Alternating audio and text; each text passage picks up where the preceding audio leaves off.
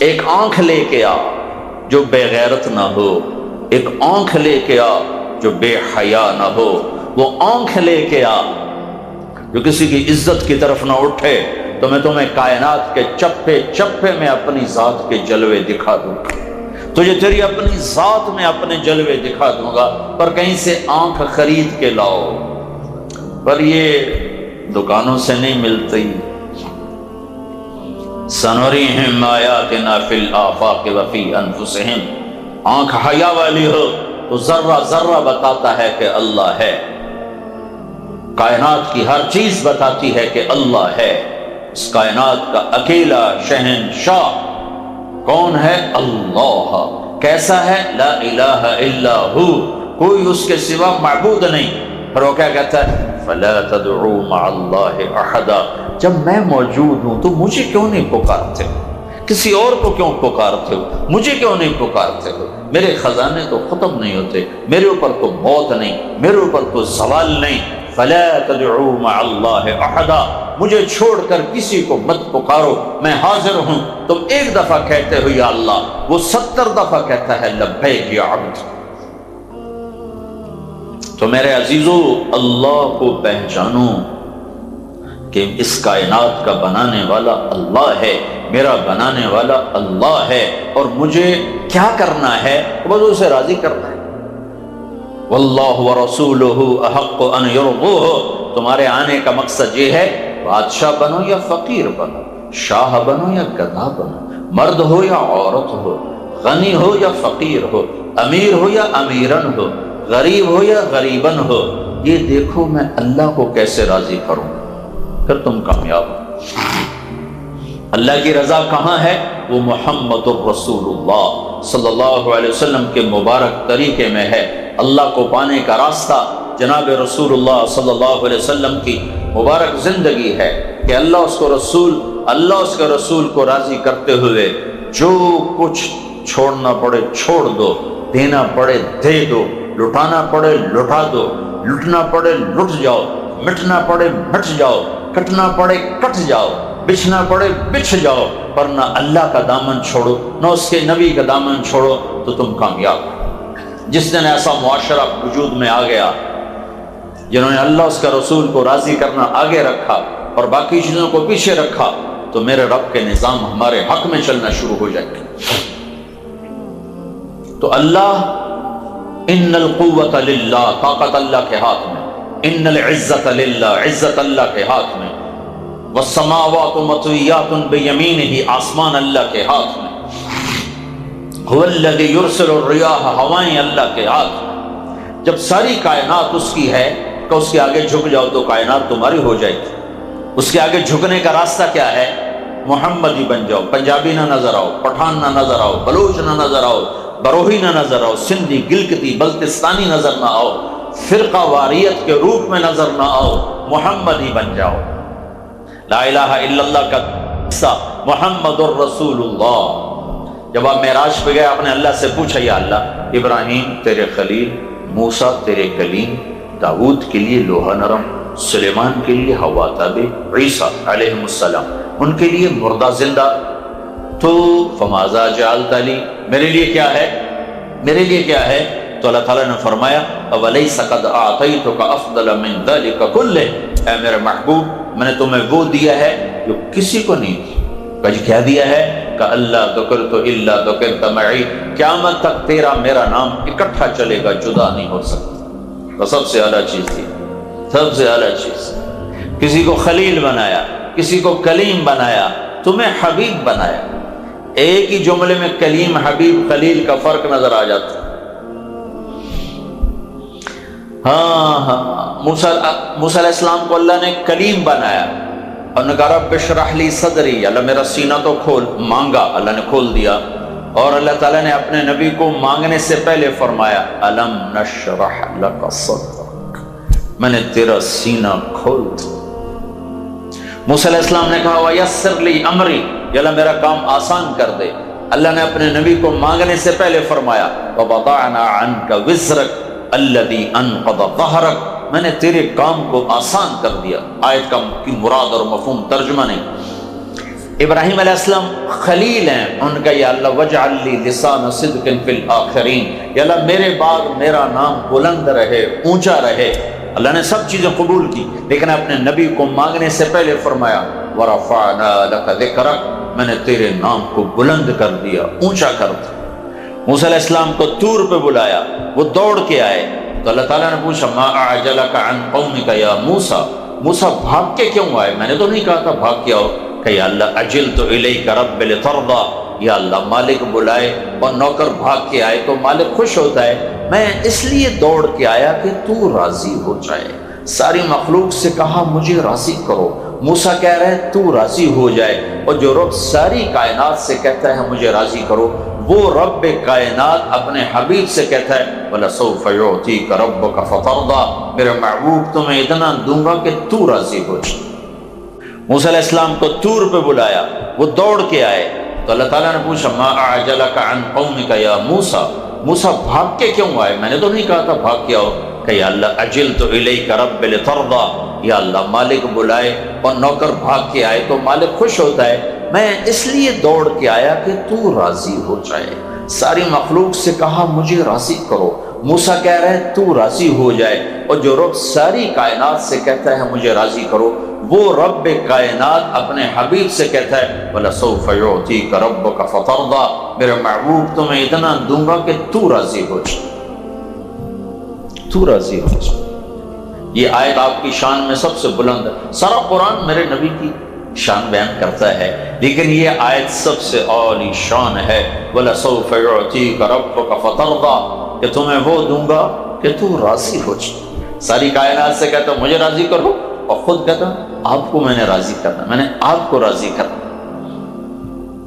خود بنانے والا بنی ہوئی چیز سے پیار کر رہا ہے کہ تو میرا حبیب ہے۔ ایک ہوتا ہے خلیل، ایک ہوتا ہے کلیم، ایک ہوتا ہے حبیب۔ حبیب وہ اسے کہتے ہیں جس کی محبت کی انتہا کوئی نہ ہو، خلیل اسے کہتے ہیں جس کی محبت دل میں گڑ جائے، اور حبیب اسے کہتے ہیں جس کی محبت کی کوئی انتہا نہ ہو۔ تو اللہ میرے نبی، آپ کے نبی اللہ کے حبیب بھی ہیں، خلیل بھی ہیں، کلیم بھی ہیں۔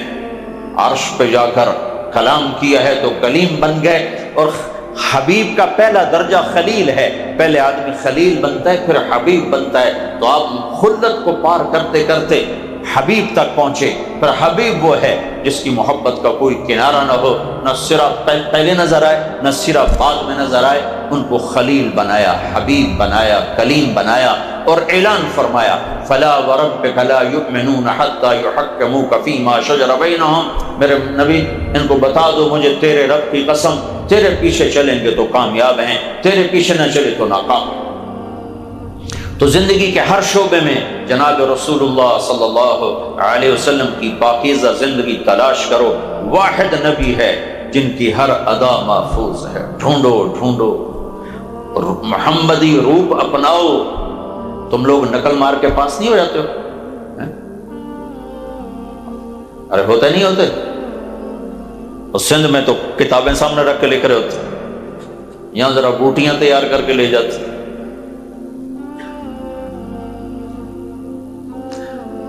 تو نقل مار کے تم انجینئرنگ پاس کر لیتے ہو، تم اپنے نبی کی نقل اتارنا شروع کرو، آخرت پاس ہو جائے گی۔ نقل کرو، نقل۔ موسیٰ علیہ السلام اور جادوگر آمنے سامنے ہوئے تو جادوگروں نے کلمہ پڑھ لیا، تو موسیٰ علیہ السلام نے کہا یا اللہ یہ تو میرے دشمن بن کے آئے تھے، ان کو کلمہ کیسے مل گیا؟ تو اللہ تعالیٰ نے کہا تیرے روپ میں آئے تھے، تیری جھلک نظر آئی، مجھے پیارے لگے، میں نے ایمان دے دیا۔ کسی نہ کسی روپ میں تو انسان نظر آتا ہے، کسی نہ کسی، جانور تو ہے نہیں، جانور کا بھی ایک روپ ہے، اسی روپ میں وہ خوبصورت لگتا ہے۔ تو محمد مصطفیٰ صلی اللہ علیہ وسلم اللہ کا بنایا ہوا روپ ہے، حسین ترین، اعلیٰ ترین۔ جتنے بھی میں الفاظ لاؤں وہ چھوٹے ہیں، اکمل، اشرف، انور، ادعج، اعلم، اعز، اکرم، احسن، اجمل، جتنے بھی لفظ لاؤں چھوٹے ہیں، اور آپ کی ہستی ان الفاظ کی تعبیرات سے اوپر نظر آتی، جس سے اللہ نے انتخاب کر کے چنو وہ کیسا ہوگا؟ میرے نبی نے فرمایا اللہ نے سارے قبیلوں کو چھانٹ کے عربوں کو الگ کیا، سارے عرب کو چھانٹ کے مضر کو الگ کیا، سارے مضر کو چھانٹ کے قریش کو الگ کیا، سارے قریش کو چھانٹ کے ہاشم کو الگ کیا، سارے ہاشم کی چھانٹی کر کے میرا انتخاب کیا۔ میں کائنات کا افضل ترین انسان ہوں، نسب کے لحاظ سے بھی، صفات کے لحاظ سے۔ تو اپنے نبی کی نقل اتار لو، انشاءاللہ آگے پاس کرنے والا دنیا کا وہ نہیں ہے ٹیسٹ لینے والا، وہ تو ویسے ہی بڑا کریم ہے، بہانے ڈھونڈتا ہے کہ کسی طرح معافی ہو ہی جائے۔ ما یفعل اللہ بعذابکم ان شکرتم وآمنتم وکان اللہ شاکرا علیما۔ تمہیں عذاب دے کے مجھے کیا خوشی؟ ایک آدمی کی میدان محشر میں ایک نیکی کم پڑ جائے، اللہ تعالیٰ فرمائیں گے ایک لیا میں پاس کرتا ہوں، 50-50 برابر ہوں گے، 50 گنا 50 نیکیاں، مثال دے رہا ہوں۔ اللہ تعالیٰ فرمائیں گے 51 کر دے جنت، تو وہ جائے گا، چلو ایک تو مل ہی جائے گی، سارے ہی انکار کر دیں، ماں باپ بھائی بہن بیوی بچے سب منکر، کہے گا ہائے مر گیا۔ تو ایک آدمی پوچھے گا کیا ہوا، واویلا کیوں کر رہے ہو؟ کہ ایک نیکی سے آج جہنم میں جا رہا ہوں۔ تو وہ کہے گا نہیں جائے گا تو جہنم میں۔ کہ وہ کیسے؟ کہ میرے پاس ایک ہے تو لے لے، میرے پاس ہو یا نہ ہو میرے لیے تو سزا ہی ہے، چل جا تیرا کام بنتا ہے۔ کیا وہ الٹی چھلانگیں لگاتا ہے گا، یا اللہ میرا کام بن گیا، مجھے نیکی مل گئی۔ کہ کس نے دی؟ تو ایک آدمی کا، اسے بلاؤ وہ بھی آ جائے گا۔ اللہ تعالیٰ فرمائیں گے تو اس کو دیتا ہے؟ کہا جی دیتا ہوں۔ کہا کیوں دیتے ہو؟ کہ یا اللہ میرے پاس ایک ہے، باقی گناہ ہی گناہ ہیں، تو میرے لیے تو یہ بیکار ہے، ہو نہ ہو میرے لیے تو سزا کا فیصلہ ہے، اس لیے میں نے کہا تیرے بندے کا بھلا ہو جائے۔ تو اللہ تعالیٰ فرمائیں گے اچھا آج کے دن مجھ سے بھی بڑے سخی بننا چاہتے، آج مجھ سے بڑا سخی کوئی نہیں ہے، چل اس سخاوت پر تو بھی جنت میں جا، یہ بھی جنت میں جا۔ جو کتاب میں لکھا ہوتا ہے وہی پیپر میں لکھو گے تو پاس ہوگے نا۔ کتاب مشرق کی سنائے تم مغرب کی لکھو تو پاس تو نہیں ہو سکتے۔ تو میرے نبی نے ہمارے سامنے ایک روپ کھڑا، یہ میرا حبیب ہے، یہ محمد صلی اللہ علیہ وسلم ہے، یہ محمد بن عبداللہ ہے، بن عبد المطلب ہے، بن ہاشم ہے، بن عبد مناف ہے، بن قصی ہے، بن کلاب ہے، بن مرہ ہے، بن کعب ہے، بن لبی ہے، بن غالب ہے، بن فہر ہے، بن مالک ہے، بن نضر ہے، بن کنانہ ہے، بن خزیمہ ہے، بن مدرکہ ہے، بن الیاس ہے، بن مدر ہے، بن معماد ہے، بن عدنان ہے، بن اود، بن حمیسہ، بن سلامان، بن عوس، بن بوز، بن قموال، بن عبی، بن عوام، بن ناشد، بن حزا، بن بلداس، بن یدلاف، بن طابخ، بن جاحم، بن ناحش، بن ماخی، بن عیفی، بن عبقر، بن عبید، بن الدعاء، بن حمدان، بن سنبر، بن یثربی، بن یحزن، بن یلحن، بن ارعوا، بن عیدی، بن زیشان، بن عیسر، بن اقناط، بن ایہام، بن مقصر، بن ناحث، بن زارع، بن سمی، بن مزی، بن عوض، بن عرام، بن قیدار، بن اسماعیل، بن ابراہیم، بن آذر، بن ناحور، بن سروج، بن رعو، بن فائش، بن عابر، بن ارفقشاد، بن سام، بن نوح، بن لامک، بن متوشالہ، بن ادریس، بن یرد، بن ملہلئیل، بن قینان، بن آنوش، بن شیس، اور بن آدم علیہ السلام۔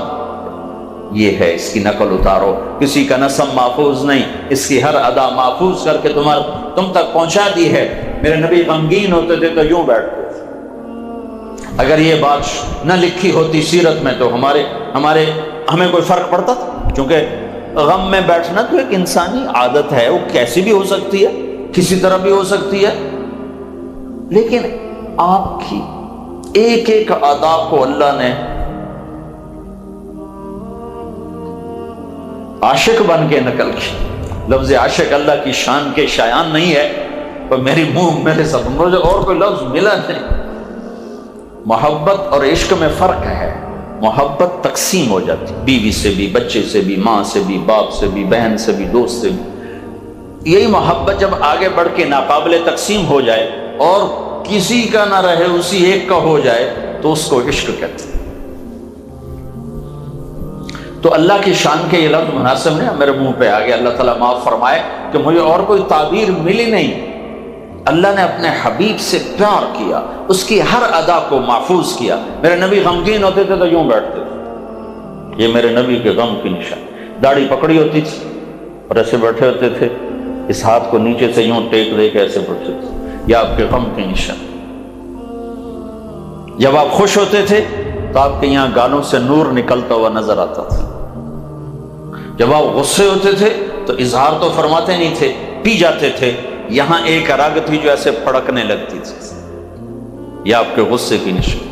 جب آپ کسی پر ناراض ہوتے تھے تو ناراضگی کا اظہار کیسے ہوتا تھا؟ سبحان اللہ، ادھر سے آ رہے ہیں ابو ہریرہ، آپ ان سے ناراض ہیں تو آپ کی نظر پڑی تو بس آپ یوں کر کے بیٹھ جاتے تھے۔ یہ آپ کی مہا ناراضگی۔ ادھر سے آ رہے ہیں انس اور آپ ان سے ناراض ہیں، ان کو یوں دیکھتے تو آپ یوں ہو جاتے، اور کبھی اپنی ذات کی وجہ سے ناراض نہیں ہوئے، کسی تربیتی پہلو کو سامنے رکھتے ہوئے ناراضگی ہوتی تھی، اپنی ذات کی وجہ سے کبھی ناراض نہیں۔ کسی کو بلاتے تھے تو انگلی کے اشارے سے نہیں، یوں یوں پورے ہاتھ کا اشارہ فرماتے، پورے ہاتھ کے اشارے سے، جیسے ہمارے محاورہ انگلی اٹھاتا ہے، اب انگلی نہیں اٹھاتے۔ کوئی آپ کو دائیں طرف سے خطاب کرتا یا رسول اللہ تو آپ گردن ٹیڑھی کر کے نہیں دیکھتے تھے۔ کوئی ادھر سے بولا یا رسول اللہ، ہاں کیا بات، اتنا ہی کافی ہمارے جیسے کے لیے تھے۔ جب کوئی میرے نبی کو دائیں بائیں سے بلاتا تھا یا رسول اللہ تو آپ پہلے پورا یوں مڑتے تھے اس کی طرف، اتنا اوکھا کام پھر فرمائے۔ کوئی ادھر سے بلاتا یا رسول اللہ تو آپ پورا یوں پھرتے پھر کے فرمائے۔ کوئی ادھر سے بلاتا تو پورا یوں مڑتے پھرتے فرمائے۔ کتنی چھوٹی بات ہے، لیکن میرے اللہ نے ان کو بھی نقل کیا ہے، ہمیں آزاد نہیں چھوڑا۔ ہر چیز میں کہا اس کے پیچھے چلو، اس کی نقل اتارو، نقل اتارو۔ جب اللہ کے نبی کی جھلک نظر آئے گی تو اللہ کو پیار اٹھے گا، محبت اٹھے گی۔ آپ کو سفید لباس پسند، سفید لباس پہنتے تھے، بہت کم کوئی رنگین پہنتے تھے، سفید لباس پہنتے تھے۔ کبھی کبھی سرخ دھاری دار چادر اوڑھتے تھے، ایک دھاگا کالا ایک سرخ۔ ایک دفعہ آپ سرخ دھاری دار چادر اوڑھے بیٹھے ہوئے تھے مسجد نبوی کے صحن میں، اوپر 14ویں کا چاند تھا، نیچے آپ تھے، تو جابر بن سمرہ فرماتے میں کبھی چاند دیکھتا کبھی آپ کو دیکھتا، مجھے آپ چاند سے زیادہ روشن اور حسین نظر آ رہے تھے۔ براق الثنایا، جب آپ مسکراتے تھے آپ کے دانتوں سے نور نکل کر دیواروں پہ پڑتا نظر آیا کرتا تھا۔ فی عینیہ دعج، آنکھیں موٹی،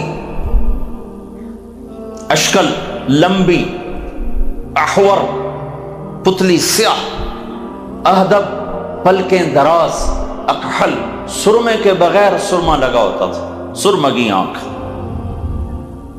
یتلال وجہہ تلال القمر لیلۃ البدر، 14ویں رات کے چاند کی طرح آپ کا چہرہ چمکتا تھا۔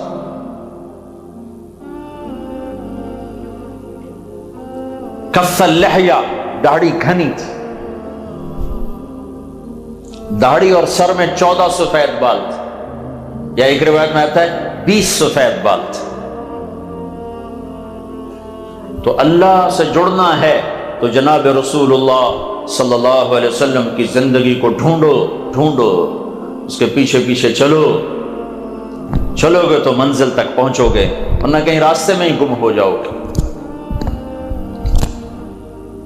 یہ واحد نبی ہیں جن کو پیدائش سے لے کر آخر تک ہر چیز کو اللہ تعالیٰ نے محفوظ کر دی، ہر زبان میں محفوظ کر دی۔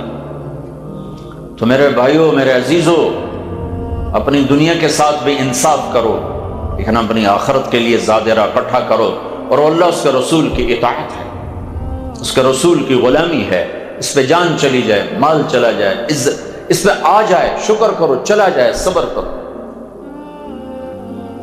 اس مہینے کا پیغام دیا ہے اللہ کے رسول نے اپنے گھرانے کے ذریعے سے کہ سارا گھر ذبح کروا دیا، لیکن اللہ کہ حکم پہ آنچ نہیں آنے تھی، ہر شے ذبح ہو گئی، تحقیق ہو گئے، لیکن نہ روٹی پہ بکے، نہ حکومت پہ بکے، نہ مال پہ بکے، نہ عزت پہ۔ عزت تو اللہ نے ایسی دی کہ دنیا میں کسی کو مل نہیں سکتی۔ سب چیزوں کو تج کیا کہ یا اللہ تجھے نہیں چھوڑ سکتا، تجھے نہیں چھوڑ سکتا۔ جس قوم کے اندر کربلاؤں کا پیغام ہو، وہ قوم نفس و شیطان کی غلام ہو کر راستے سے ہٹے، یا کرسی روٹی کے پیچھے راستے سے ہٹے، تو ان کے لیے حجت کوئی نہیں، ان کے لیے حجت تمام ہے۔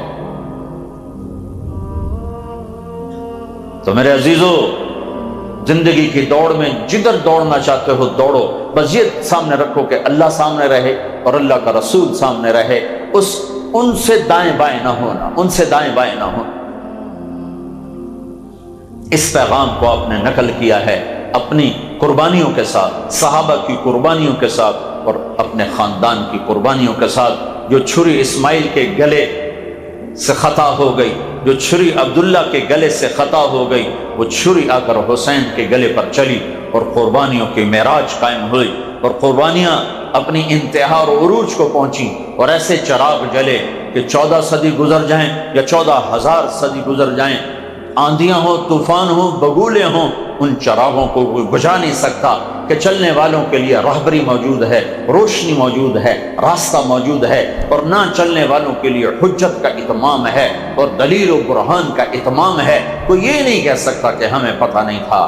نہیں، پیچھے مڑ کے دیکھو، آل رسول کے خون سے چراغ جل رہے ہیں، ان کی بوٹیاں کھاد بن کے اس چمن کو سرسبز کر چکی ہیں۔ اب تم آنکھیں بند کر کے چلو تو الگ بات ہے، ورنہ یہ وہ چراغ ہیں جو بجھنے کے لیے نہیں جلائے گئے۔ یہ وہ کھاد ہے جس کو لگ گئی اس پہ کبھی خزاں نہ آئے گی۔ یہ وہ پیغام ہے جس کو 14,000 برس گزر جائیں تو یہ کہنا نہیں سکتا کہ اس کے پیچھے کربلاؤں کی ایک تاریخ ہے۔ قسمتی ہے کہ ہم نے دین کو رسم و رواج بنا دیا۔ ربیع الاول آتا ہے، جلسے جلوس ہوتے ہیں، زندگی بدلنے کے لیے کوئی تیار نہیں۔ محرم آتا ہے، رونا دھونا ہوتا ہے، زندگی بدلنے کے لیے کوئی تیار نہیں۔ پیغام رسالت 12 دن کے لیے نہیں ہے، پیغام حسین 10 دن کے لیے نہیں ہے۔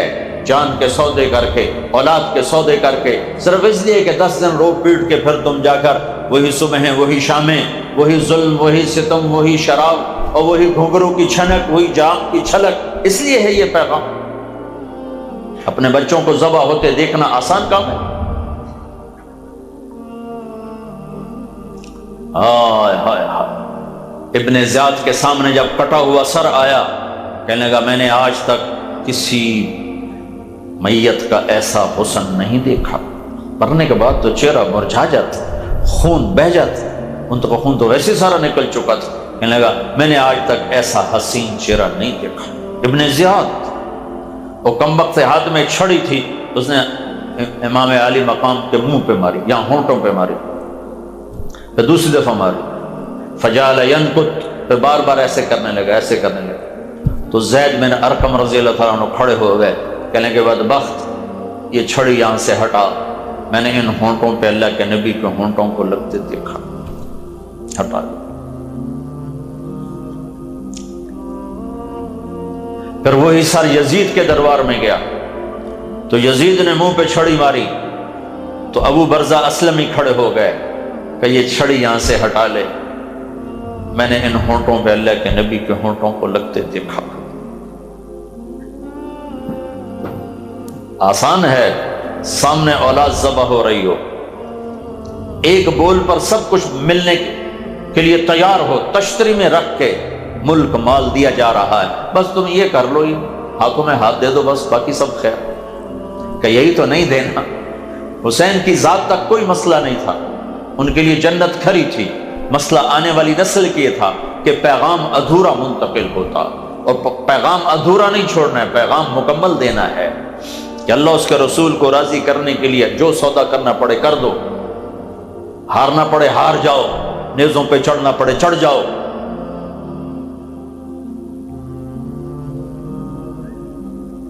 پانچ بھائی ساتھ شہید ہوئے، عبداللہ، جعفر، عثمان، ابو بکر، عباس، مشہور عباس ہیں، 4 ساتھ یہ بھی ہیں، اور چھٹے خود یہ 5 فاطمہ کی نسل سے علاوہ ہیں، دوسری بیویوں سے، فاطمہ کی نسل سے حسین، باری باری سب شہید ہو رہے ہیں۔ اپنے بیٹے ابو بکر، عبداللہ، علی لاشیں تڑپ رہے ہیں۔ حسن کے بیٹے قاسم، عبداللہ، علی، عبداللہ بن جعفر کے بیٹے عون اور محمد، مسلم بن عقیل کے بیٹے عبداللہ، جعفر، عبد الرحمن، ایک ایک کر کے ذبح ہوتے دیکھ رہے ہیں۔ یا اللہ تو راضی ہے ہمارا سے۔ آخری بیٹے عبداللہ رہ گئے، سب سارا خاندان بھی کٹ گئے، ایک عبداللہ رہ گئے، ان کو بلوایا پیار کرنے کے لیے۔ 2 سال کا بچہ تھا، ان کو خیال تھا انہیں تو کوئی کچھ نہیں کہے گا، لیکن اللہ بہت بڑے امتحان میں ڈال چکے تھے۔ چھوٹے معصوم بچے کو گود میں بٹھا کے دیکھ رہے تھے، ابن الموقد نے تیر پھینکا جو گلے کے پار نکلتا، سیدھا خون کا فوارہ نکلا، اپنے ہاتھوں میں لیا، یوں آسمان کی طرف اچھال دیا، اے میرے رب تو راضی ہے تو مجھے کوئی قلعہ نہیں۔ تو جہالت نے اس کو بھی ایک رواج بنا دیا، ربیع الاول کو بھی رواج بنا دیا۔ یہ تو پیغام ہے زندگیوں کے بدلنے کا، اللہ کے لیے ہر قربانی دینے کا پیغام ہے۔ اللہ نے سب سے عالی خاندان بنایا۔ کسی چیز کا جو مقام بنتا ہے اس کی قیمت سے بنتا ہے۔ 1 لاکھ کی چیز اور نظر رکھ دیکھو گے، وہی چیز 1 کروڑ کی ہو تو اور نظر سے دیکھو گے۔ اس دین کے لیے کون سا خون نکلا؟ اہل البیت، جو سب سے عالی شان گھرانہ، سب سے عالی گھر، سب سے عالی خاندان۔ آپ نے فرمایا ہر نسب قیامت کے دن ختم ہو جائے گا، میرا نسب باقی رہے گا، بس ابلھا ببلالھا، ہر آدمی کا نسب ٹوٹ جائے گا، میرا نسب باقی رہے گا۔ آخرت تو بعد میں ہے، دنیا کا واقعہ آپ کو سناتا ہوں، 5ویں صدی کا واقعہ سناتا ہوں۔ 5ویں صدی، اللہ کے نبی اور اس 500 سال کی نسل میں کتنے واسطے پیدا ہو چکے ہیں۔ سمرقند میں ایک اہل البیت کی خاتون بیوہ سمرقند کے جو گورنر تھا اس کے پاس گئی کہ میں اہل البیت میں سے ہوں اور میں فقیر ہوں، مجھے ٹھکانہ چاہیے بچیوں کے لیے، اپنے لیے، میں پردیسن ہوں۔ تو اس نے کہا تمہارے پاس کوئی دلیل ہے کہ تم اہل البیت ہو؟ کہا نہیں، میں پردیسن ہوں، میرے پاس کوئی لکھا ہوا نہیں ہے۔ کہا یہاں تو ہر آدمی کہتا میں بھی سید ہوں۔ تو پھر اس نے پوچھا کوئی اور یہاں سخی ہے؟ تو بتایا گیا کہ ایک پارسی ہے، بڑا سخی ہے۔ تو اس کے دروازے پر چلی گئی، کہ میں مسلمانوں کے نبی کی اولاد میں سے، مجھے ٹھکانہ چاہیے۔ تو اس نے اپنی بیوی کو فوراً بھیجا ساتھ، اور جو بچیاں تھیں ان کو لایا، کھانا کھلایا، لحاف میں سلایا۔ سمرقند ٹھنڈا لگا۔ اب رات کو گورنر کا لفظ تو ٹھیک ہے، کوئی ناظم ٹائپ وہ تھا، رات کو اس نے خواب دیکھا کہ اللہ کے نبی جنت میں ہیں اور یہ بھی کھڑا ہوا ہے، یہ بھی کھڑا ہوا ہے۔ تو یہ جنت میں ایک عالی شان محل ہے جس کے دروازے کے اوپر اللہ کے نبی کھڑے۔ تو یہ پوچھتا یا رسول اللہ یہ محل کس کا ہے؟ تو اللہ کے نبی فرماتے ہیں یہ ایک ایمان والے کا ہے۔ تو وہ کہتا ہے یا رسول اللہ میں بھی ایمان والا ہوں، میں بھی ایمان والا ہوں۔ تو اللہ کے نبی فرماتے ہیں تو اپنے ایمان پہ کوئی دلیل پیش کر، کوئی گواہ پیش کر۔ تو ایسے کانپ گیا۔ پھر آپ نے غصے سے فرمایا میری بیٹی تیرے پاس چل کر آئی اور تو اس سے دلیلیں مانگنے لگا اور اس سے گواہ مانگنے لگا، تو میری نظروں سے دور ہو جا۔ تو اس کی آنکھ کھلی تو اس نے چیخ ماری، پاگلوں کی طرح باہر نکلا۔ اور وہ کدھر گئی خاتون؟ پتہ چلا وہ پارسی لے گیا، جا کے اس کے دروازے پر دھاڑ دھاڑ مارا۔ وہ باہر نکلا گھبرا کے، کہا بھائی وہ مہمان میرے ہیں، مجھے واپس کر دو۔ کہا میں تو نہیں واپس کرتا۔ کہ جو لینا ہے لے لو، واپس کر دو۔ تو وہ آگے رونے لگا۔ کہا حضور معافی چاہتا ہوں، بن دیکھے کا سودا کیا تھا، دیکھ چکا ہوں، اب سودا کینسل نہیں ہو سکتا۔ کہا کیا ہوا؟ کہ جس خواب میں تمہیں دھکے پڑ رہے تھے اس خواب، وہی خواب میں بھی دیکھ رہا تھا، وہی خواب میں بھی خواب دیکھ رہا تھا کہ اللہ کے نبی تمہیں کہہ رہے ہیں دور ہو جا، اور پھر میری طرف متوجہ ہوتے ہیں تو نے میری بیٹی کو ٹھکانہ دیا کہ تیرے لیے جنت واجب ہوگی، اور تیرے اور تیرے خاندان کے لیے سعادت لکھ دی گئی۔ کہ میں تو مسلمان ہو چکا ہوں، کلمہ پڑھ چکا ہوں، میں نہیں اب پیچھے ٹلتا ہوں۔ یہ تو 5 صدی کے بعد کی بات ہے۔ تو براہ راست بیٹی کا بیٹا ذبح ہو رہا ہے۔ حضرت ام سلمہ سوئی ہوئی تھی، خواب میں دیکھا اللہ کے نبی کا رنگ ٹھیک، سورے سر داڑھی میں مٹی۔ آپ نے کہا یا رسول اللہ کیا ہوا؟ کہا اپنے بیٹے کی موت دیکھ کے آ رہا ہوں، اپنے بیٹے کو قتل ہوتے دیکھ کے آ رہا ہوں۔ حضرت مقتل حسین۔ عبداللہ بن عباس نے خواب دیکھا، اسی وقت میں اللہ کے نبی کے ہاتھ میں بوتل ہے، اس میں خون ڈال لیں، خون ڈال لیں، خون ڈال لیں۔ پوچھا یا رسول اللہ یہ کیا ہے؟ کہ یہ حسین اور اس کے ساتھیوں کا خون ہے، قیامت کے دن میں اللہ کی بارگاہ میں پیش کروں گا، اور میں خود یہ مقدمہ اللہ کی بارگاہ میں اٹھاؤں گا، یہ پیش کروں گا۔ تو میں تم واقعہ نہیں سنا رہا ہوں، میں اس کا پیغام سنا رہا ہوں۔ تھوڑا سا اس لیے بتا رہا ہوں کہ آپ کے سامنے اس دین کی عظمت اور اہمیت قائم ہو کہ یہ کتنا عالی شان پیغام ہے، جس کو سینے سے لگا کر زندہ رہنا ہے اور اگلی نسلوں تک پہنچانا ہے۔ کہ اس کے لیے اتنا بڑا خاندان اگر ذبح ہوتا ہے تو یہ کوئی گھاٹے کا سودا نہیں، سستا سودا ہے۔ اگر یہ جزا سزا کا جہان ہوتا، یہ کبھی نہ ہوتا کہ حسین کا سر کٹا ہوتا اور ابن زیاد تخت پہ بیٹھا ہوتا، اس کا الٹ ہوتا۔ لیکن اللہ نے دکھایا ہے کہ یہ امتحان کی جگہ ہے، یہاں ہر قسم کا آئے گا میرے رب کی طرف سے حال، تو وہ کرو جو اللہ چاہتا ہے، وہ کرو جو اللہ کا حبیب بتاتا ہے، محبوب ترین ہستیوں کا۔ آپ گھر میں چلے جاتے، حضرت فاطمہ کہتے این اللقع، این اللقع، وہ شرارتی بچے کدھر ہیں، وہ شرارتی بچے کدھر ہیں؟ حضرت فاطمہ کہتی ابھی بھیجتی ہوں یا رسول اللہ۔ ان کو جلدی سے کپڑے پہنا کے بھیجتی، تو آپ ان کے سامنے یوں زمین پہ ہاتھ بھی ٹیک دیتے، گھٹنے بھی ٹیک دیتے، پھر کہتے چڑھ جاؤ میری کمر پہ چڑھ جاؤ۔ کمر پہ چڑھا کے کمرے میں چکر لگاتے تھے کمر، اور پھر یوں کہتے ہاں بھائی تمہارا اونٹ کیسا ہے، تمہاری سواری کیسی ہے؟ ان کے سر کٹے اور نیزوں پہ چڑھے۔ ایک بول کے پیچھے سب کچھ بچایا جا سکتا تھا، ہر شے قربان کر دی کہ نہیں، اللہ کو نہیں چھوڑنا، اللہ کے نبی کو نہیں چھوڑنا۔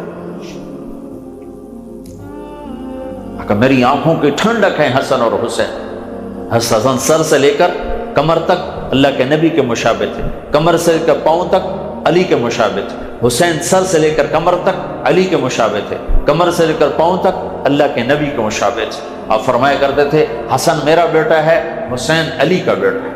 اور جب آپ دنیا سے جا رہے تھے تو آپ نے اپنی کو بلایا، ان کو الوداع کیا، پھر اپنی بیٹی کو بلایا، ان کو بکا بیٹی میں جا رہا ہوں، فاطمہ میں جا رہا ہوں۔ تو وہ رونے لگی کہ رو نہیں، تیری میری ملاقات سب سے پہلے ہوگی۔ 6 ماہ بعد حضرت فاطمہ کا انتقال ہو گیا، 24 سال کی عمر میں۔ پھر وہ گئے تو علی کو بلایا، ان کا سر اپنی گود میں رکھا اور ان پر ہاتھ پھیرتے رہے اور ان کے لیے کچھ پڑھتے رہے۔ پھر ان کو رخصت کیا، پھر سب سے آخر میں حسن اور حسین کو بلایا، حسن کو ادھر لیا، حسین کو ادھر لیا، دونوں ہاتھوں میں۔ آپ اس طرح دراز تھے، حضرت ام عائشہ رضی اللہ عنہا پیچھے بیٹھی ہوئی تھی، ان کے سینے پر آپ اس طرح نیم دراز تھے، یہ سر مبارک ایسے رکھا ہوا تھا۔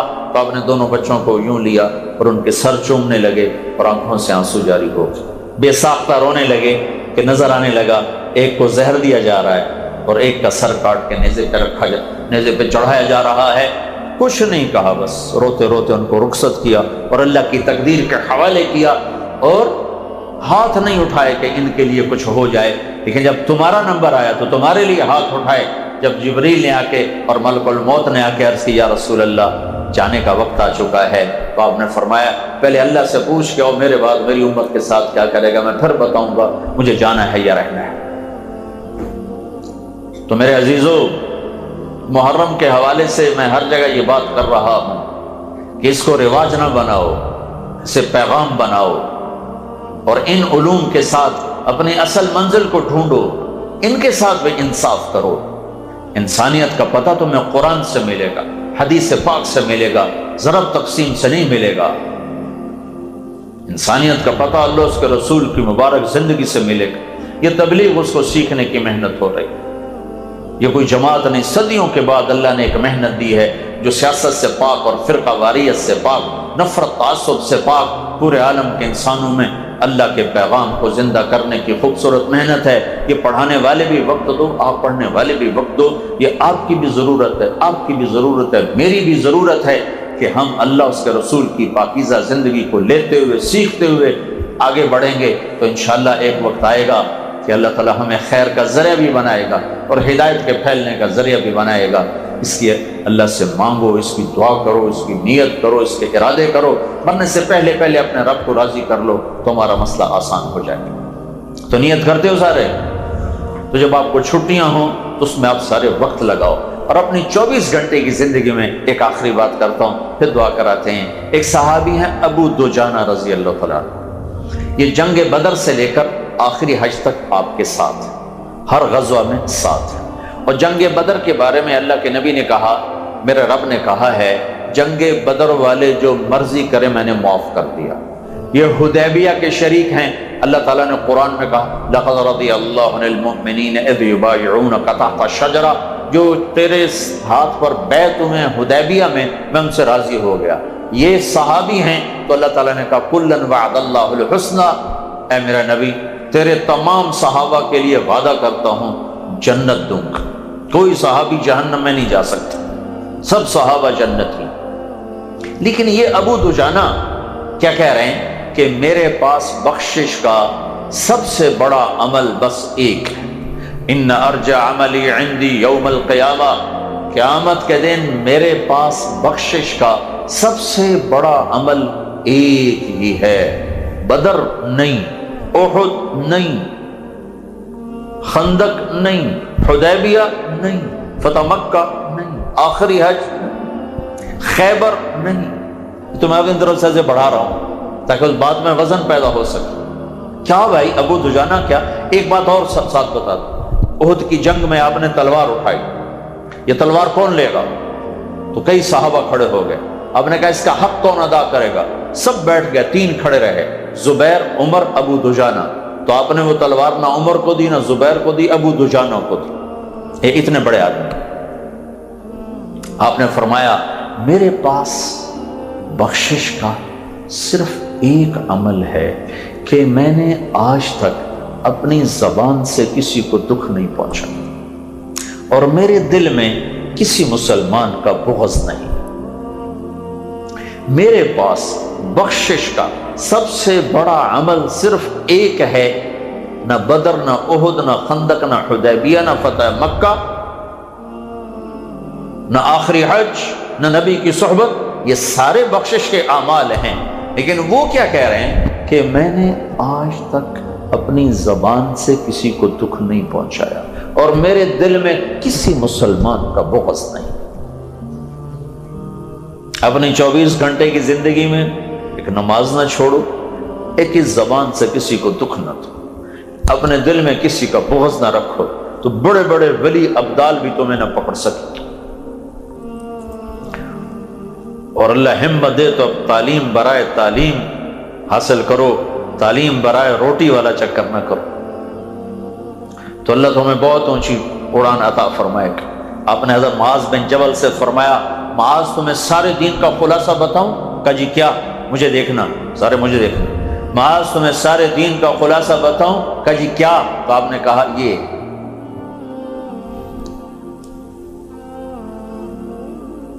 فَأَهْوَى بِإِصْبَعِهِ إِلَى لِسَانِهِ کَأَمْسِكْ لِسَانَكَ، معاذ پورے دین کا خلاصہ ہے، زبان قابو میں رکھ، زبان قابو میں رکھ۔ کہ یا رسول اللہ زبان کے بول پر پکڑو گی تیرا بھلا ہو جائے، سب سے زیادہ جہنم میں دھکا دینے والی زبان ہے۔ تو میں آپ سب نوجوان ہو، مرد بھی ہیں عورتیں بھی ہیں، ہمارے معاشرے کو آگ لگ چکی ہے اس زبان کے غلط استعمال سے۔ میٹھا بول ہم بھول چکے، درگزر والا بول بھول چکے۔ جب زبان کے بندھن ٹوٹتے ہیں، سامنے بیوی ہو، ماں ہو، بھائی ہو، بیٹی ہو، سب کو رگڑا دے دیتے۔ اور اتنا بڑا عظیم انسان کہہ رہا ہے میں نے اپنی زبان سے کسی کو کبھی دکھ نہیں پہنچا، میری زبان سے کسی کو دکھ دینے والا بول نہیں نکلا۔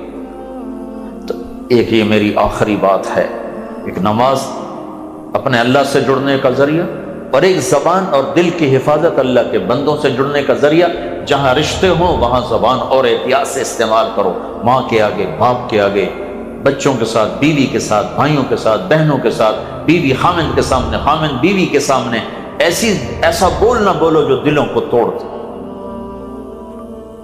بہترین مسلمان وہ ہے جس کے اخلاق اچھے، میرے نبی نے فرمایا سب سے اعلیٰ درجے کا مسلمان وہ ہے جس کے اخلاق اچھے۔ تو بڑا فقدان ہے اس کا۔ تو ایک 24 گھنٹے کی زندگی میں اس زبان پہ قابو پا۔ ہمارا جوائنٹ فیملی سسٹم ہے، بہت سے لوگ اپنے ماں باپ کی وجہ سے بیویوں پہ زیادتی کرتے ہیں، بہت سے لوگ ہیں بیویوں کی وجہ سے ماں باپ پہ زیادتی کرتے ہیں۔ اس کو درمیان میں لاؤ، ماں باپ کی وجہ سے بیوی پہ زیادتی نہ کرو، بیوی کی وجہ سے ماں باپ پہ زیادتی نہ کرو۔ یہ کیسز تھوڑے ہیں کہ بیویوں کی وجہ سے ماں باپ پہ زیادتی ہو، دوسرے کیسز زیادہ ہیں کہ ماں باپ کی وجہ سے بیویوں پہ بڑی زیادتی ہوتی ہے۔ میں عورتوں سے کہتا ہوں کہ اپنی زبان ایسی استعمال نہ کرو کہ خامند کی دل شکنی، دل آزاری ہو۔ ایک عورت نے پوچھا یا رسول اللہ میرے خامند کا میرے اوپر کیا حق ہے؟ باپ نے فرمایا تیرے خامند کے جسم میں آبلے پڑ جائیں، آبلوں میں پیپ پڑ جائے، تو زبان سے چاٹ چاٹ کے صاف کرے تو بھی تو نے خامند کا حق ادا نہیں کیا۔ اور خامدوں سے فرمایا بہترین مسلمان وہ ہے جو بیوی کے ساتھ اچھا سلوک کرتا ہو۔ اور آپ کو عجب حدیث سناؤں، میں بھی پڑھ کے بڑا حیران ہوا تھا۔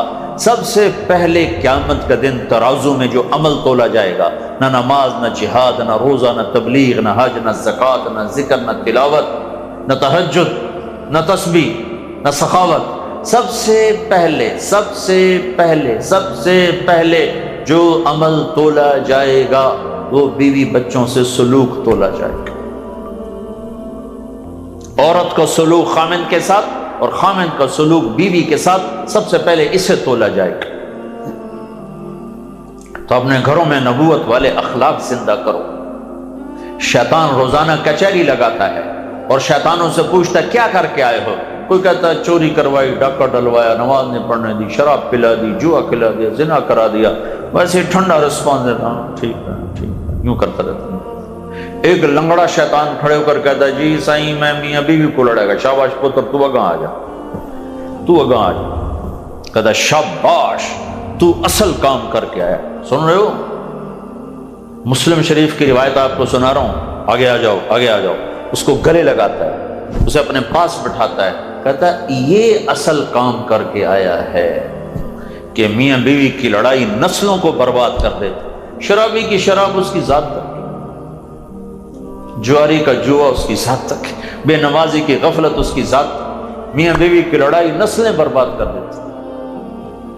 ایک گھر کو باقی رکھنے کے لیے سورہ نساء، سورہ مائدہ، سورہ طلاق، سورہ تحریم، اتنی بڑی بڑی صورتیں، ایک گھر ٹھیک چلے، میاں بیوی میں سلوک رہے، میاں بیوی میں سلوک رہے، اولاد کے ساتھ سلوک رہے، اتنی بڑی بڑی صورتیں اتاری گئی ہیں۔ اولاد کو کیسے لے کے چلنا ہے؟ شاگردوں عام طور پر ڈانٹ ڈپٹ توہین کا انداز اختیار کر جاتی ہے۔ اگر استاد کا رویہ توہین والا ہوگا تو شاگرد کی طرف سے رد عمل دیکھے گا۔ اگر ماں باپ کا رویہ اولاد کے لیے توہین آمیز ہوگا تو اولاد کی طرف عمل آئے گا۔ تنبیہ ضروری ہے، توہین حرام ہے، چاہے شاگرد ہو، چاہے اولاد ہو، چاہے بیوی ہو، چاہے خامند ہو، تنبیہ ضروری ہے، توہین حرام ہے۔ میرے پاس آئے یہ صحافی، وہاں ایک شہر میں تھا، تو کہنے لگے کچھ ہمیں نصیحت فرمائیں۔ میں نے کہا تنقید تمہارا حق ہے، تمہارے پیشے کا تقاضا ہے تنقید، لیکن تنقید اور توہین کا بارڈر ملا ہوا ہے، بارڈر نیڑے نیڑے، پیر ادھر گیا تھا نپے جاؤ۔ توہین حرام ہے، تنقید تمہارا حق ہے۔ تو تنقید اگر توہین میں بدل گئی تو پکڑے جاؤ، اور اگر تنقید کی حد تک قلم چلتا رہا وہ تمہارا حق ہے۔ بس توہین اور تنقید میں فرق کر کے چلتے رہنا، یہی ایک نصیحت۔ تو شاگرد، اولاد تنبیہ کے محتاج ہوتے ہیں، لیکن تنبیہ توہین میں تبدیل ہوگی تو رد عمل آئے گا۔ میرے نبی نے کہا اکرموا اولادکم، اپنی اولاد کو بھی عزت دو، کل کو تمہیں عزت دینے والے بن کے۔ تو ہمارا جو ماحول ہے نا، یونیورسٹی کی بات، اس لیے باتیں ضروری میں سمجھتا ہوں، اسکولوں میں ڈنڈے مار رہے، وہ ہاتھوں پہ الٹے ہاتھ کر کے ڈنڈے مار رہے، انسان ہے جانور؟ سب سے بڑا معلم میرا نبی آیا ہے۔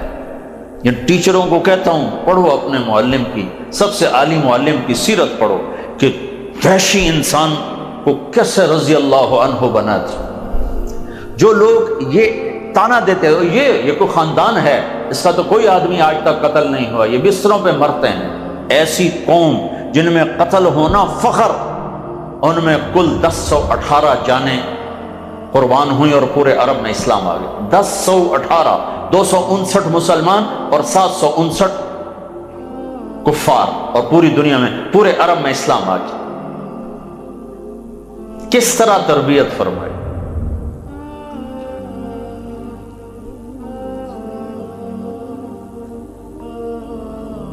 میرا ایک بچہ ذرا زیادہ ہی، وہ اس میں راجپوتی زیادہ ہے، تو وہ اسکول میں ڈالا تو چھٹی میں باغی ہو گیا، نہیں پڑھتا، استادوں کی مار نے اسے ایسا باغی بنایا۔ میں نے کہا یہ کہیں میرا ہی باغی نہ ہو جائے۔ میں کہا اچھا پتر نہ پڑھ، نیک بن جا، پڑھ نہیں۔ اس کے پیچھے استادوں کی حماقت، ڈنڈے بیزتی، ڈنڈے بیزتی۔ میں نے کہا اچھا چلو قرآن پڑھ لے، قرآن یاد کر لے۔ کہا وہ کر لیتے، چند پارے یاد کر کے وہ بھی چھوڑ دیا کہ وہاں بھی ڈنڈے۔ نہ قاری امان دے نہ استاد امان دے۔ انسان کو جانور تھوڑا ہے کہ اس کو ڈنڈے مار کے چلاؤ، ذہن بنانے کے لیے کھپنا پڑتا، اس کے لیے کوئی تیار نہیں۔ تو میں کہتا ہوں اپنے استاد کا ادب سیکھو، احترام، اس کی طرف سے سختی بھی آئے تو اسے برداشت کرو، تمہیں علم ملے گا۔ علم کے راستے کا سب سے پہلا جو اصول ہے وہ ادب ہے۔ تو میرے نبی نے تربیت فرمائی، سالار پیدا ہوئے، شاہ سوار پیدا ہوئے، سیاستدان پیدا ہوئے، حکمران پیدا ہوئے، علماء پیدا ہوئے، محدثین مفسرین پیدا ہوئے، میدان جنگ کے ابطال دلیر پیدا ہوئے، راتوں کو رونے والے سجادہ نشین پیدا ہوئے۔ میرے نبی کی تربیت ہے۔ ہائے ہائے، ایک واقعہ سناتا ہوں۔ ایک آدمی آ کر نبی سے کہتا ہے یا رسول اللہ زنا کرنا چاہتا ہوں، مجھے اجازت دے دو۔ کوئی ہمارا شاگرد ہمارے سامنے یہ بات کر سکتا؟ یا رسول اللہ میں زنا کرنا چاہتا ہوں، مجھے اجازت دے دو۔ تو ایک دم صحابہ بپھر گئے۔ تو ہم نے کہا پیچھے ہٹ جاؤ، سب کرو۔ کہا بیٹا آگے آ جاؤ۔ تو چاہتا ہے تیری ماں سے کوئی زنا کرے؟ کہا جی نہیں۔ کہا تو اور کیسے چاہیں گے؟ تو چاہتا ہے تیری بہن سے کوئی زنا کرے؟ کہا جی نہیں۔ کہا تو اور کیسے چاہیں گے؟ سارے رشتے گنوائے، چاچی، خالہ، پھوپھی، بہن، ماں۔ تو وہ کہتا نہیں نہیں نہیں نہیں۔ کہا پھر اور کیسے چاہیں گے؟ پھر اور کیسے چاہیں گے؟ پھر آپ نے اس کے سینے پہ ہاتھ رکھا، اللہم طہر قلبہ واغفر ذنبہ وحسن فرجہ، یا اللہ اسے پاک دامن کر دے، اس کا دل پاک کر دے، اس کا گناہ معاف کر دے۔ تو صحابہ کہتے ہیں مدینے میں اس سے بڑے حیا والا پھر ہم نے کوئی نہ دیکھا۔ ایک بازاری عورت، فاحشہ عورت، غیر مسلم، فاحشہ بازاری عورت، وہ گزر رہی تھی، آپ کھانا کھا رہے تھے، کہنے لگی ایک ایسا نبی ہے جو کسی کو کھانے کی صلاح نہیں مارتا۔ آپ نے کہا آ جا، اس کو بٹھا لیا۔ کہا کھا کا نہیں، وہ نہیں کھاؤں گی، وہ تو ٹانٹنگ کر رہی تھی، ذلیل کرنا چاہتی۔ کہا جو تیرے منہ میں ہے نا یہ نکال کے مجھے کھلا۔ وہ کبے نو لت پئی، اسے دو گیا، وہ تو بے عزت کرنا چاہتی تھی۔ نبی کے منہ کا لعاب جس منہ میں جائے گا تو ایمان ساتھ نہیں جائے گا۔ وہ کہنے لگی جو تیرے منہ میں وہ نکال کے کھلا۔ آپ نے وہی کھلا، تو آپ نے وہی منہ سے نوالا نکالا، یوں اپنے ہاتھوں سے اس کے منہ میں ڈالنا تھا کہ ایمان بھی اندر چلا گیا اور مدینے کی سب سے حیا والی عورت بن گئی۔ میرا نبی کیسا معلم ہے۔ دنیا کا مشکل ترین کام ہے انسان کی تربیت، اس میں اگر توہین آ گئی تو اولاد بھی ہوگی تو باغی ہو جائے۔ شاگرد تو چھوٹا سا ادنا سا رشتہ ہوتا، اولاد بھی ہوگی تو باغی ہو جائے۔ اور تمہیں کہتا ہوں، تو میں استاد کی طرف سے شدت سختی آئے، اگر تمہیں علم چاہیے تو برداشت کرو، ورنہ علم سے محروم رہو گے۔ ہاں روٹی چھوٹی کما لو۔ تو میرے عزیزو، میں اپنی بات ختم کر رہا تھا ایک اپنی زبان پہ قابو رکھو، ایک اپنے دل پہ قابو رکھو، ایک اللہ سے تعلق بناؤ نماز کے ذریعے۔ جب تمہیں چھٹی ہو تو اللہ کے راستے میں وقت لگانا۔ نیت کرتے ہو سارے؟ درود شریف پڑھو۔ اللهم لك الحمد كما أنت أهله فصل على محمد كما أنت أهله وفل بنا ما أنت أهله إنك أهل التقوى وأهل المغفرة۔ یا اللہ ہم تیرے محتاج فقیر، یا اللہ ذلیل حقیر بندے بندیاں تیرے سامنے ہاتھ اٹھا رہے ہیں، تجھ سے معافی مانگتے ہیں، ہمیں معاف فرما دے۔ یا اللہ یہ سارا نوجوانوں کا مجمع، یا اللہ بچے بچیاں چھوٹے بڑے لڑکے لڑکیاں استاد شاگرد سارے تیری بارگاہ میں موجود ہیں اور تجھ سے اپنے گناہوں کی معافی مانگتے ہیں۔ یا اللہ ہمیں معاف فرما دے۔ اور یا اللہ ہمارے ملک پر جو زوال آیا ہے، یا اللہ جتنی تاریخ پڑھی ہے اس میں دو ہی جگہ نظر آتی ہیں جو کلمے کی بنیاد پہ بنی، ایک تیرے نبی کا مدینہ اور پھر 1400 سال کے بعد یہ دیس جس کی دھرتی میں تو نے ہمیں جنم دیا، اس کی مٹی سے تو نے ہمیں پیدا کیا۔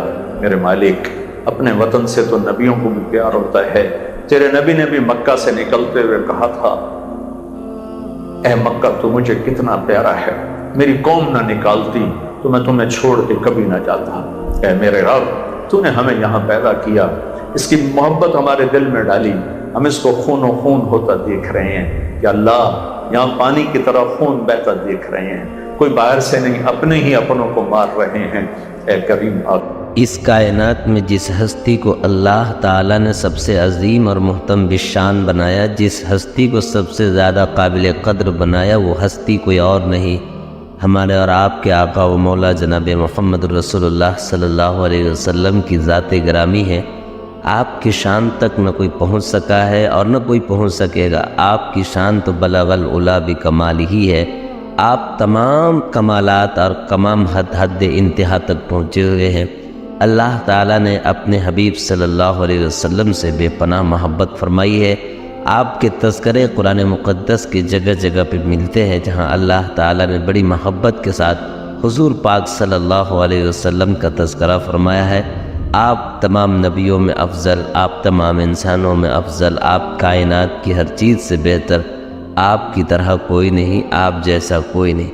اللہ تعالیٰ نے اتنا زیادہ خوبصورت اور اتنی زیادہ خوبی کا مالک بنانے کے بعد بھی حضور پاک صلی اللہ علیہ وسلم کو ظاہری حسن کے ساتھ ساتھ باطنی حسن سے بھی نوازا تھا۔ جس طرح آپ ظاہری اعتبار سے حسین تھے، اسی طرح آپ باطنی اعتبار سے بھی حسین و جمیل تھے۔ آپ کا باطن ہر طرح کی اچھائیاں تھیں، آپ کے باطن میں لوگوں کے لیے ہمدردیاں تھیں، آپ کے باطن میں غلط کام کے لیے کوئی جگہ نہیں تھی۔ آپ ہمیشہ ایمانداری، امانت داری، صداقت و سچائی کے پرچار کرتے تھے۔ آپ جب بھی بولتے تھے تو سچ بولتے تھے، سچائی کی تعلیم دیتے تھے، لوگوں میں مہربانی کا سلوک سکھایا کرتے تھے، برائی سے لوگوں کو روکتے تھے اور خود بھی غلط کاموں سے کوسوں دور رہا کرتے تھے۔ آپ کی باطنی خوبیوں میں سے ایک بہت بڑی خوبی یہ ہے کہ جب بھی کسی کے ساتھ کوئی حالات آتے، کسی کے ساتھ کوئی پریشانی آتی تو اسے آپ اپنی پریشانی محسوس کرتے تھے۔ کسی کو کوئی درد ہوتا تو اس درد کو آپ اپنا درد محسوس کرتے تھے۔ اگر کسی کی کوئی مدد ہو سکتی تو خود آپ اس کی مدد کرتے تھے، ورنہ اپنے ساتھیوں کو تلقین فرماتے کہ اپنے بھائی کی مدد کرو۔ اللہ کے نبی صلی اللہ علیہ وسلم کی اس اعلیٰ ترین اخلاق کا اندازہ آقا کریم صلی اللہ علیہ وسلم کے فرمان سے ہوتا ہے، جہاں اللہ کے نبی صلی اللہ علیہ وسلم نے صحابہ کرام کو لوگوں کے ساتھ عفو درگزر کرنے کا، معاف کرنے کا، ان کی مدد کرنے کا سبق پڑھایا، اور خود اللہ کے نبی صلی اللہ علیہ وسلم نے لوگوں کو درگزر کیا، معاف کیا، اور ہر طرح کی بھلائی جو انسانوں کے ساتھ ہو سکتی ہے وہ تمام بھلائیاں آپ نے کی۔ کتنی بہترین بات ارشاد فرمائی کہ کامل ایمان والا وہ شخص ہے جس کی زبان سے اور جس کی ذات سے کسی کو کوئی تکلیف نہ پہنچے۔ ایک روایت میں اللہ کے نبی صلی اللہ علیہ وسلم نے بیان فرمایا کہ خدا کی قسم وہ شخص مومن نہیں ہو سکتا، خدا کی قسم وہ شخص مومن نہیں ہو سکتا۔ ایک صحابی نے آ کر پوچھا کہ یا رسول اللہ صلی اللہ علیہ وسلم کون مومن نہیں ہو سکتا؟ تو تو آقا کریم صلی اللہ علیہ وسلم نے ارشاد فرمایا وہ شخص مومن نہیں ہو سکتا جس کی شرارتوں اور جس کی خیانتوں اور جس کی بدماشیوں سے اس کا پڑوسی محفوظ نہ رہ سکے. یعنی جو اپنے پڑوسی کو، مومن کی یہ شان نہیں ہے کہ اپنے پڑوسی کو کسی طرح سے کوئی تکلیف پہنچائے، کسی طرح سے کوئی اذیت پہنچائے، بلکہ مومن کی شان تو یہ ہے کہ اپنے پڑوسی کو خوش رکھے. اللہ کے نبی صلی اللہ علیہ وسلم نے یہ سبق پڑھایا کہ اگر تم اپنے گھر گوشت بناتے ہو اور تمہارے پڑوس میں کوئی رہتا ہے تو ممکن ہو سکے تو ان گوشت میں سے کچھ حصہ اپنے پڑوسی کے پاس بھیج دیا کرو، اور اگر اس میں وسعت نہ ہو کم سے کم یہ کیا کرو کہ اپنے گھر کے سالن کی مقدار بڑھا دو، تاکہ ایک بغل میں کچھ اور نہیں تو کم سے کم سالن بھیجا جا سکے. اللہ کے نبی صلی اللہ علیہ وسلم اس طرح کی باتیں اپنی امت کو سکھاتے ہیں، اپنی امت کو بتاتے ہیں. اس طرح کی بے شمار حدیثیں، بے شمار آپ کے فرمان، آپ کی باتیں پیاری پیاری جو حدیث کی کتابوں میں موجود ہیں. اللہ تعالی ہمیں توفیق عطا کرے کہ حضور پاک علیہ السلام کی ان نورانی سنتوں کو ادا کریں. اللہ کے نبی صلی اللہ علیہ وسلم کے وہ طریقے جو سماج کو، معاشرے کو ایک حسن کی طرف لے جانے والے طریقے ہیں، سماج میں انسانیت پھیلانے کے طریقے ہیں، سماج میں ایک دوسرے کا غمگسار بننے کا جس میں درس ہے. اللہ تعالیٰ ان تمام احادیث کو پڑھ کر مزاج شریعت سمجھنے کی توفیق عطا فرمائے کہ اللہ تعالیٰ نے اپنی شریعت میں محبت ہی محبت کا پیغام دیا ہے. ہماری شریعت میں کہیں بھی کسی بھی جگہ کسی کے لیے نفرت کی کوئی جگہ نہیں ہے، بلکہ محبت ہی محبت ہے. اللہ تعالیٰ سے دعا ہے کہ اللہ تعالیٰ ہمیں حضور پاک صلی اللہ علیہ وسلم کے ان فرامین پر عمل کی توفیق عطا فرمائے. سبسکرائب کریں ہمارے چینل لائٹ ٹو ہیومینٹی کو، کلک کریں بیل آئیکن پہ جس سے ہر ایک نوٹیفیکیشن آپ کو ملتی رہے.